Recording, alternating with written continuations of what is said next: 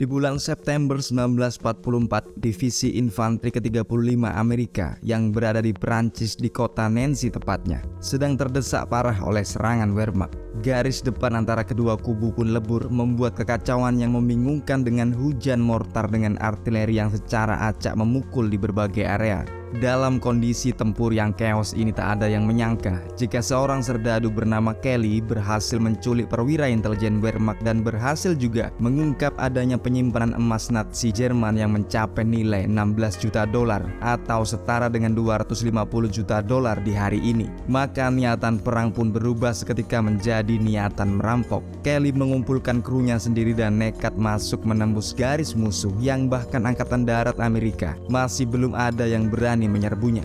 Lalu apakah kru Kelly berhasil menggarong emas Hitler ini atau malah mereka yang hancur dipukul oleh Wehrmacht dan SS yang kala itu memang kuat bercokol di Prancis? Kita simak bersama Bor.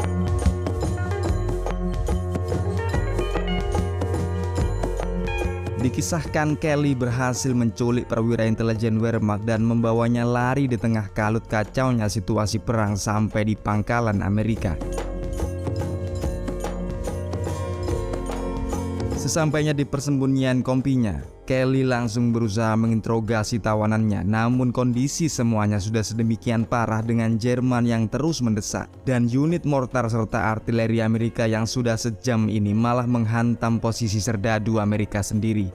Pemimpin peleton mereka, Big Joe, terus memarahi unit artileri di belakang agar menyesuaikan targetnya sekali lagi. Dan ketika Big Joe keluar untuk menghadap kaptennya, Kelly pun memeriksa tas Kolonel Danghoff dan menemukan beberapa emas batangan. Niatan Kelly pun seketika berubah. Ia mengajak Danghoff mabuk-mabuan dan menyebutkan segala urusan soal emas ini, yang ternyata Bor, ada sekitar 14.000 batang emas dengan nilai 250 juta dolar. Semuanya ini milik Hitler dan partai Nazi yang disimpan rapi di sebuah bank kecil tepat di kota Clermont dan hanya dijaga oleh 3 buah tank Tiger. Sementara itu Big Joe yang kini menemui kaptennya malah kecewa karena ternyata jenderal mereka mengatakan divisinya akan ditarik mundur. Ini membuat kompinya tak bakal sempat bersenang-senang di kota Nancy. Sedangkan kaptennya ini lebih tertarik untuk menyenangkan dirinya sendiri daripada mengurus anak buahnya.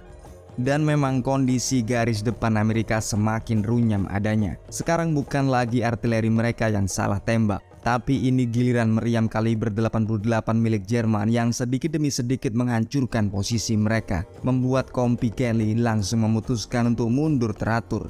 Big Joe sendiri yang baru datang juga langsung kabur bersama Kelly dan Kolonel Danghoff. Meski sayangnya nasib Danghoff yang mabuk berat ini harus berakhir di sini.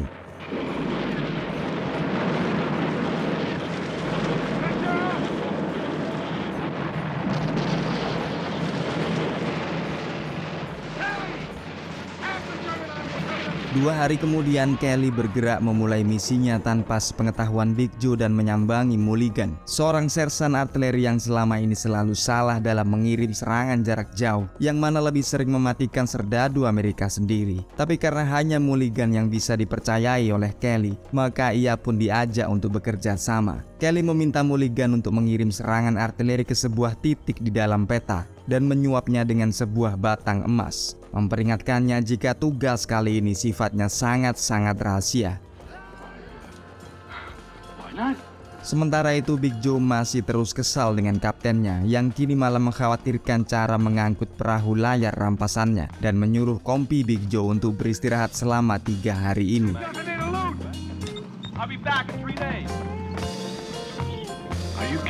Berikutnya Kelly mampir ke gudang logistik dan mengajak Crab Game untuk turut membantunya menyediakan perlengkapan tempur dan logistik, sembari mendp-nya dengan sebatang emas tentu saja. Oddball yang berada di sini pun juga akhirnya turut campur dan berjanji jika ia bisa menyediakan 3 buah Sherman untuk mengawal Kelly dan melayani Tiger Jerman di kota Clermont. Ia pun menunjukkan 3 Sherman-nya di luar bersama peletonnya yang sebenarnya lebih mirip hippies sedang piknik daripada serdadu tanker. Ia meyakinkan Kelly jika anak buahnya ini barisan tanker terbaik dengan Sherman yang paling cepat di teater Eropa. Apalagi tanknya dilengkapi dengan speaker besar yang memutar lagu keras-keras saat mereka bertempur. Kelly menyatakan tak ada masalah dengan style eksentrik Oddball dan krunya, tapi yang jelas ini ialah misi top secret, sangat-sangat rahasia dan tak ada orang lain lagi yang boleh tahu akan hal ini. Dan sekarang logistik senjata dan tank sudah didapatkan. Satu kendala di sini ialah Big Joe, pemimpin peletonnya yang belum mengetahui niatannya.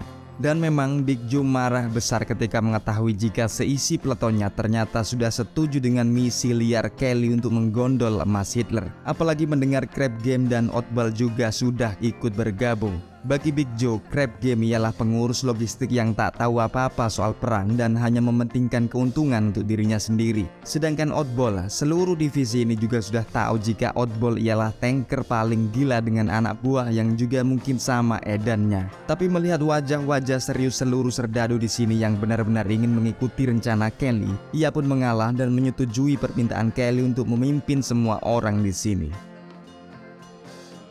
Maka dini hari jam 3 subuh, 2 buah Willys, 2 buah Half Track beredar di malam hari memasuki garis depan musuh, seiring unit Mulligan mengirim serangan jarak jauhnya.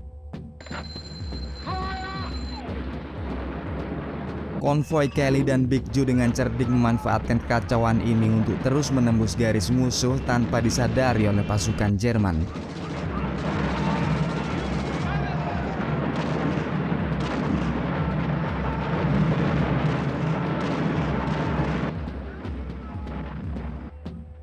Keesokan paginya, Big Joe, Kelly, dan kawan-kawannya sudah sampai di sebuah titik aman dalam hutan. Mereka beristirahat dan mempersiapkan perlengkapan perjalanan berikutnya sebelum tiba-tiba sebuah pesawat sekutu melanglang melakukan serangan.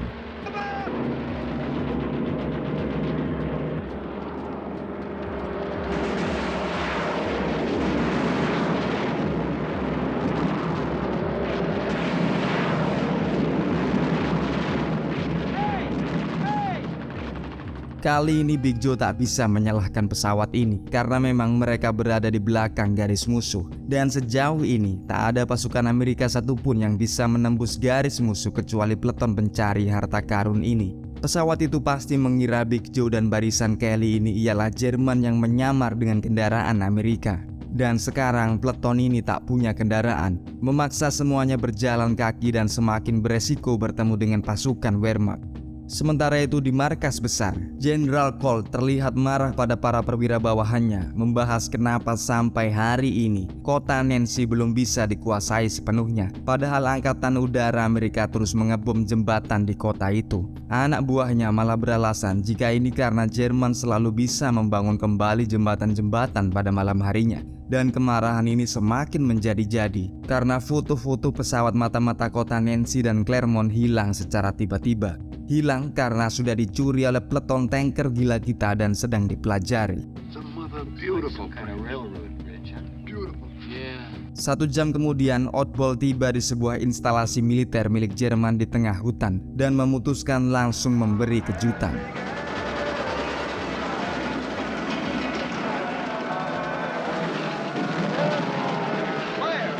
Tentu saja dengan speaker yang memutar lagu secara keras.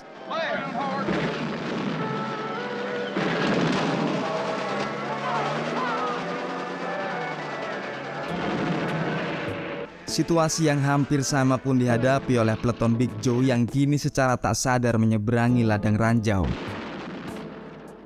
Dan masalah ranjau ini belum selesai sampai salah seorang kawan mereka memberitahukan jika konvoi pasukan Jerman sedang menuju ke arah mereka.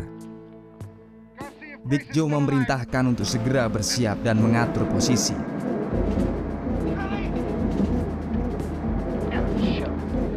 Sementara ada 2 dari peletonnya masih berada di tengah ladang ranjau terlambat menyeberang, terpaksa harus berdiam di tempat. Sampai akhirnya konvoi ini berhenti dan Big Joe pun langsung menyuarakan penyergapan.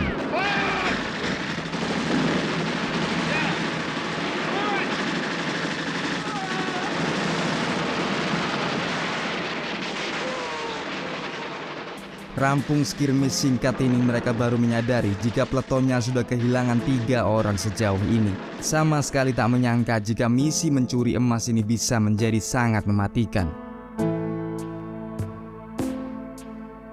Kita kembali menyimak barisan Oddball setelah menghancurkan area ini. Dengan santai Oddball terus melaju menuju ke jembatan yang sebelumnya masih tampak utuh dari foto udara curiannya. Tapi belum sempat dilewati, jembatan ini malah diserang sendiri oleh Angkatan Udara Amerika. Kehancuran satu-satunya jembatan ini membuat Oddball pun bingung. Ia meminta bantuan kawannya, Sersan Bellamy dari divisi engineer, agar mengirim jembatan pantun ke areanya di Missouri. Dan sebenarnya Oddball tak peduli jika misi rahasia ini menjadi bocor, mengingat jembatan pantun raksasa hanya bisa dibangun dengan melibatkan lebih dari 100 orang serdadu. Lagi pula, area Missouri belum dikuasai oleh Amerika. Apa yang Oddball lakukan di situ hingga ia membutuhkan jembatan pantun? Oddball dengan ringan menjawab jika emas senilai 250 juta dolar yang membuatnya berada di sini.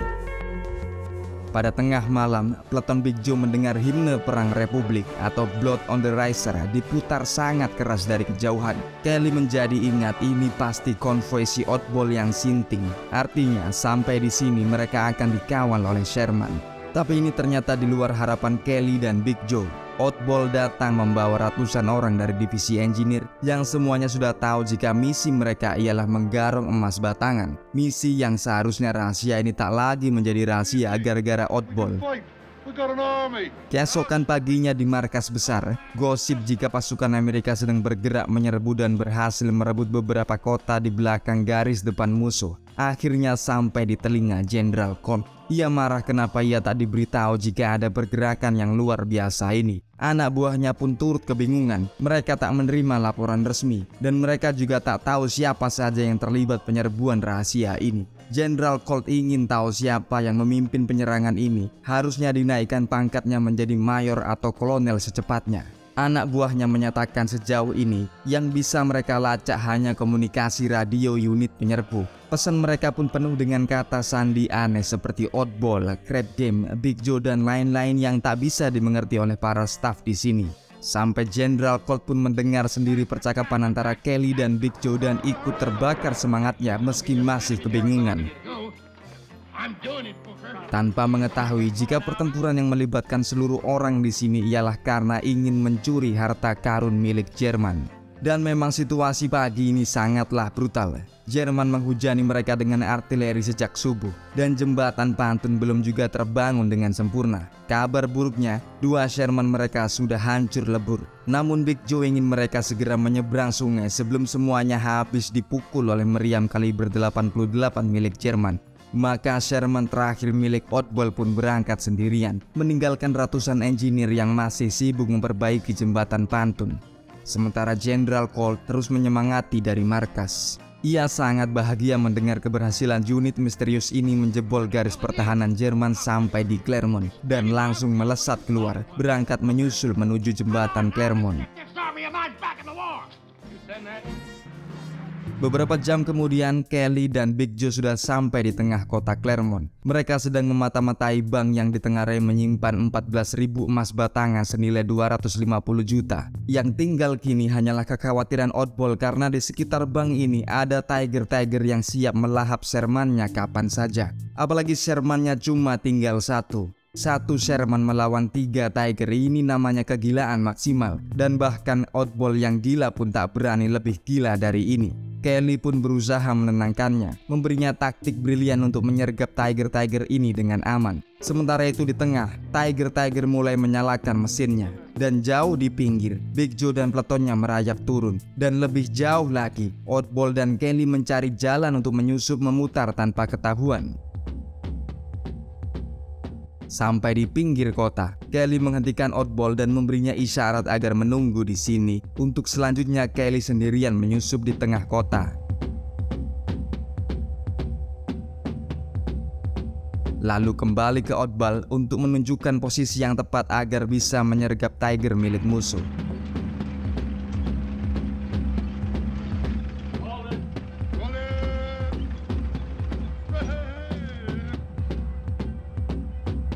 Di lain sisi, Big Joe pun telah merilis anak buahnya, menyebar ke titik-titik tertentu secara pasti.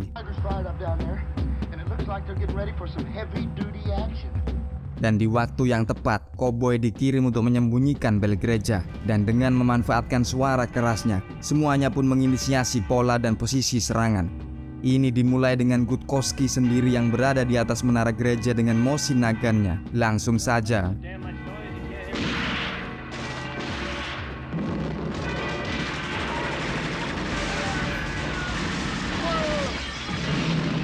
skirmish brutal jarak dekat pun langsung terjadi di berbagai sudut.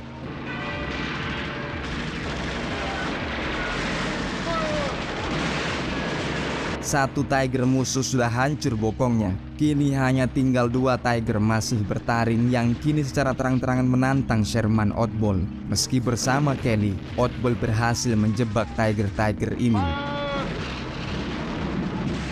Namun yang terakhir masih terus beredar dan membuli anak buah Big Joe.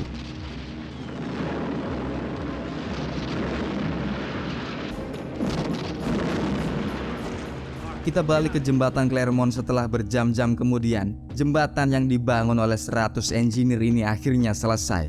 Bellamy pun akan menyeberanginya sebelum ia bertemu dengan General Colt yang langsung melesat maju. Dan entah bagaimana ceritanya, sekarang Big Joe menemukan Oddball sedang bersantai dan minum anggur. Ia mengatakan kepada Big Joe jika Sherman-nya sudah rusak total kini.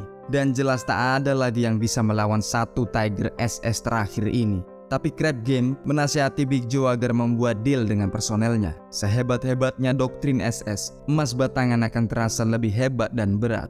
Maka Big Joe, Oddball, dan Kelly pun bersiap bernegosiasi. Mereka menghampiri Tiger terakhir ini dan bertemu dengan komandannya, mengatakan jika bank yang dijaganya selama ini menyimpan emas batangan senilai 250 juta dolar. Dan jika ia mau bekerja sama, mereka semua akan membagi emas ini secara adil.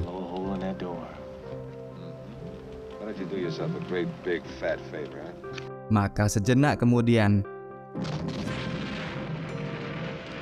saat yang dinantikan pun tiba. Kilap kemilau batang-batang emas murni ini mengerlitkan suasana. Seiring di luar, seluruh rakyat kota tumpah ruah seketika mengerti jika pasukan Jerman tak ada lagi di kota mereka. Dan sesudah mendapat jatah bagiannya, Oddball pun balik ke markas setelah membeli tank Tiger milik musuh yang sebenarnya sudah rusak berat menurut anak buahnya. Sedangkan komandan Tiger ini pun juga turut berpamitan setelah mendapat jatah emas bagiannya. Satu-satunya kabar buruk di sini ialah berita kedatangan General Colt yang jelas akan mengacaukan acara bongkar muat emas ini. Maka Big Joe pun berinisiatif membohongi wali kota Claremont jika Jenderal Besar Perancis Charles de Gaulle datang dan mengunjungi kota ini. Kabar ini segera disambut liar oleh para warga yang langsung berlarian ke arah Jenderal Colt karena menganggapnya sebagai Jenderal Charles de Gaulle. Sedangkan Big Joe dan Kelly dengan sebuah truk keluar dari kota ini sekaligus merampungkan konten kita kali ini. Namun jangan lupa jelajahi konten Output yang lain yang mungkin juga menarik bagi kalian. Kita jumpa di rilisan berikutnya. Wassalamualaikum, yuk, bye.